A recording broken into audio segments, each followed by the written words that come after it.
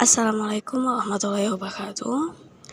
Perkenalkan, nama saya Ewata Nasuha dengan NIM 240007110026. Di sini saya akan mempresentasikan sebuah video mengenai pemikiran dari Herbert Skyler, yaitu kapitalisme, budaya, dan kontrol dalam masyarakat informasi untuk memenuhi tugas ulangan akhir semester dari mata kuliah Masyarakat Informasi kelas A dengan Bapak Asmat Nizam Rifki MA selaku dosen pengampu dari mata kuliah Masyarakat Informasi.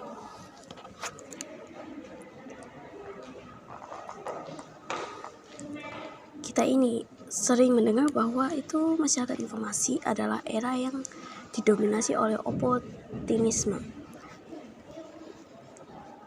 Dan kebanyakan narasi itu mengatakan bahwa TIK itu adalah alat netral yang pasti membawa demokrasi, pertumbuhan ekonomi, dan akses universal. Nah, pandangan ini juga diperkuat dengan munculnya raksasa teknologi atau platform kapitalisme digital. Namun di balik narasi yang begitu optimis ini, Herbert Skyler mengutarakan pemikiran kritisnya. Nah, Herbert Skyler ini merupakan seorang cendekiawan komunikasi kritis terkemuka yang menentang pandangan tersebut. Skyler ini berargumen bahwa struktur informasi global bukanlah hasil perkembangan netral, tapi hasil dari strategi dominasi ekonomi, politik, dan budaya. Nah, selanjutnya di sini adalah biografi tokoh dan karya Herbert Skyler. Itu adalah seorang profesor emeritus di University of California, San Diego dengan spesialisasi di bidang ekonomi, politik, komunikasi. Nah, keahliannya apa saja? Keahlian dari Herbert Skyler ini adalah menganalisis struktur kepemilikan media dan peran sektor swasta dalam mendefinisikan arus dari informasi. Skyler juga dikenal karena menentang hegemoni global Amerika Serikat dengan melalui media dan komunikasi. Nah, Skyler ini memiliki beberapa karya yang relevan dengan pembahasan kita, yaitu Mass Communication and American Empires yang menjelaskan media sebagai alat ekspansi. Yang kedua itu adalah Information and the Crisis of Information, yang dimana ia pertama kali menganalisis bagaimana informasi dialihkan dari barang publik menjadi komoditas. Karya yang ketiga adalah Culture in. Di sini karya ini berfokus pada partisipasi ruang publik oleh kepentingan korporasi.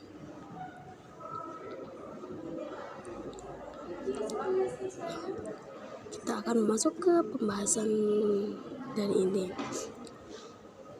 Dari yang pertama adalah imperialisasi budaya. Nah, di sini Skyler itu berpendapat bahwa masyarakat informasi itu adalah arena di mana kekuatan hegemoni, yaitu Amerika Serikat dan korporasi multinasionalnya itu menggunakan TIK untuk menanamkan nilai-nilai mereka.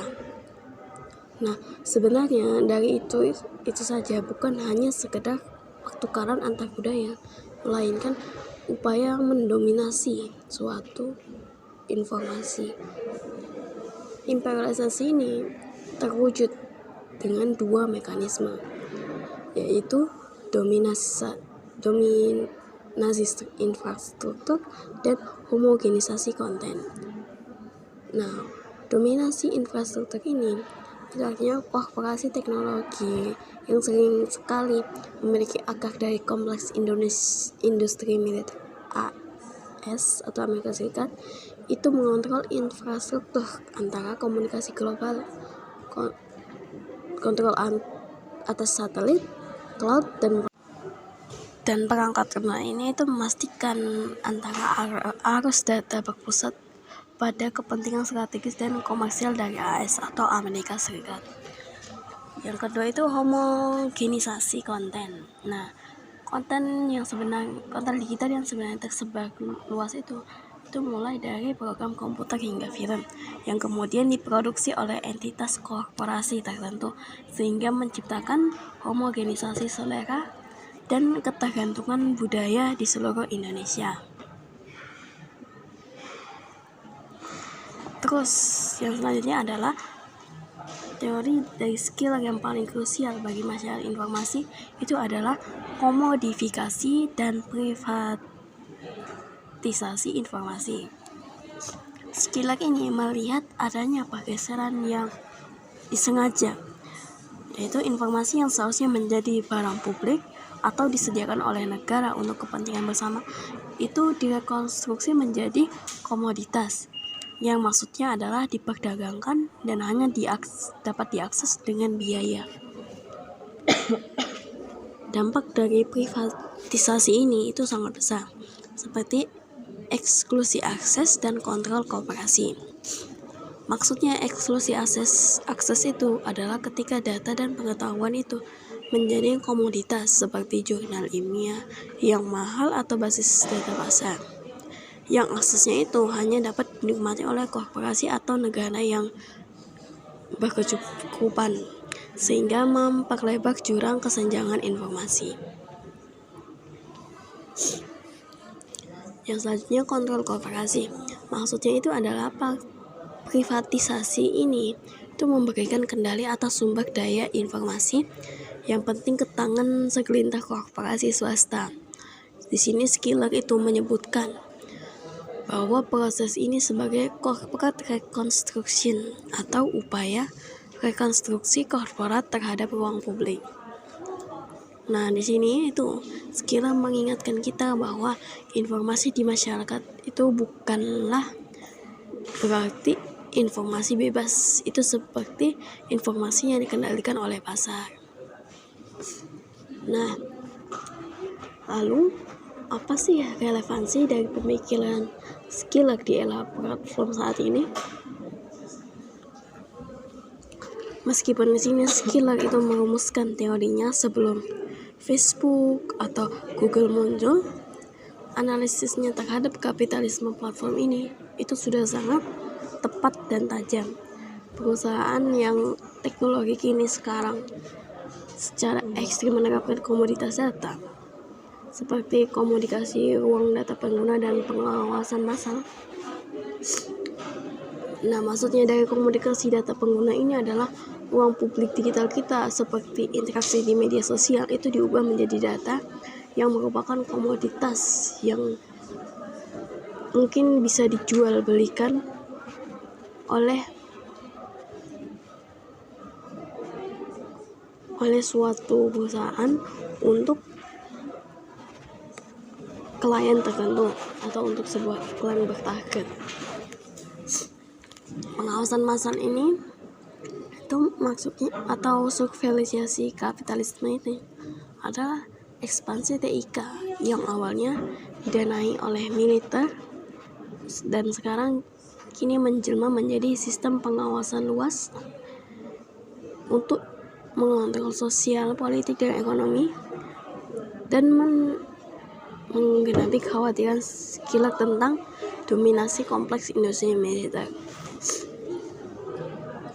Penelitian akademis yang dilakukan oleh MC Sainsni dan MC dan Maulonan itu terus menggunakan kerangka Skiller untuk menganalisis dominasi media global dan menyerukan perlunya regulasi yang ketat terhadap privatisasi sumber daya informasi seperti perpustakaan dan lembaga politik itu sebagai penyeimbang antara kekuatan korporasi.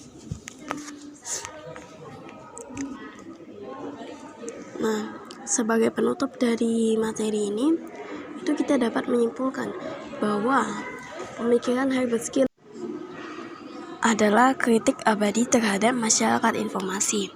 Nah, Skiller ini itu memaksa kita untuk melihat di balik kemilau dari teknologi dan menyadari bahwa masyarakat informasi itu adalah arena baru bagi kapitalisme budaya dan kontrol korporasi.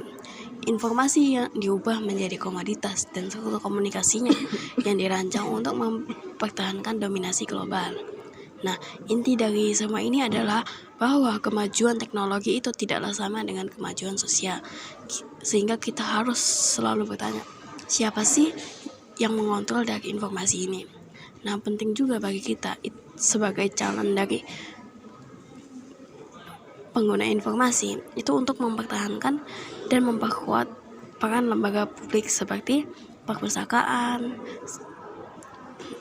Nah, perpustakaan ini itu bisa sebagai benteng terakhir untuk menyediakan informasi sebagai hak publik dan bukan sebagai komoditas yang hanya bisa diakses dengan berbayar. Demikian presentasi dari saya. Terima kasih atas perhatiannya. Lebih dan kurangnya saya mohon maaf. Wabillahi taufiq wal hidayah. Wassalamualaikum warahmatullahi wabarakatuh.